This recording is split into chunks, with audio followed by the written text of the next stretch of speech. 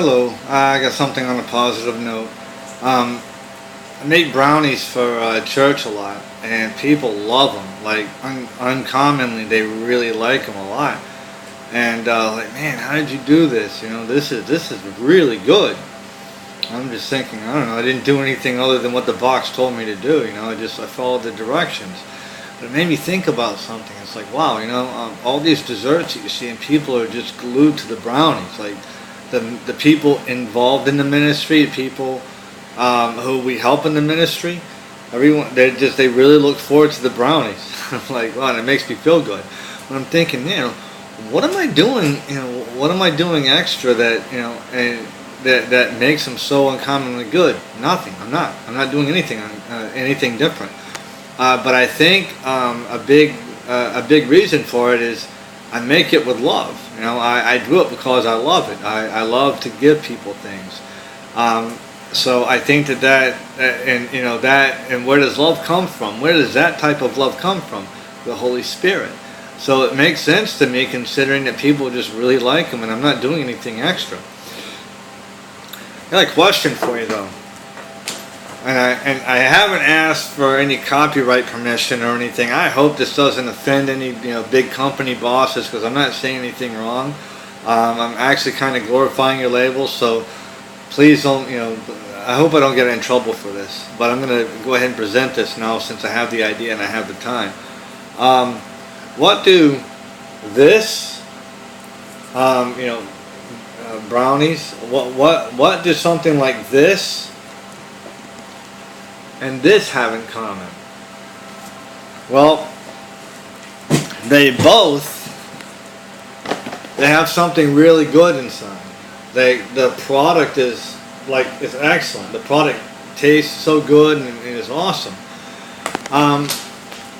So how do you actually get the brownies? Well, they both also have instructions, all right? The instructions are right here. And all I do is follow them. I just follow the instructions. They're very simple, very direct instructions. But if you don't follow them, then you won't get the correct product, and it may not taste good. It may be like filthy and gross. All right? Well, that's the same thing that's going on with this. It has instructions all through here. If they're not followed correctly, if they're not followed correctly, what will come from it is filthy and gross. It's terrible. However, if you follow the instructions correctly, all right, then what comes from it is amazing. It's great. So they both basically work hand in hand. And you've heard the thing, Bible, basic instructions before leaving Earth. Yeah, I mean, that's good. I mean, that's right. And the way I've been following the Bible, even if I don't feel like it, which is called sacrifice of praise and worship, even if I don't feel like it, I still do what it tells me to do. I want the brownies, but I don't want to have to go through the whole thing.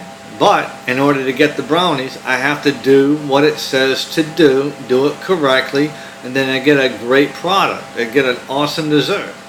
With the Bible, I do what it says to do. Life is just better. It's just better. It takes a little time. It takes your heart, and it takes a search for Jesus. And it tells you how to do everything. There's nothing that the Bible doesn't tell you how to do to have a better life. All right, so as far I wanted to bring that up, make it a little bit more down to earth, because everyone's always, well, a lot of people they preach, they give you some blunt some blunt statement, but it's not tasty. So I wanted to kind of compare them there.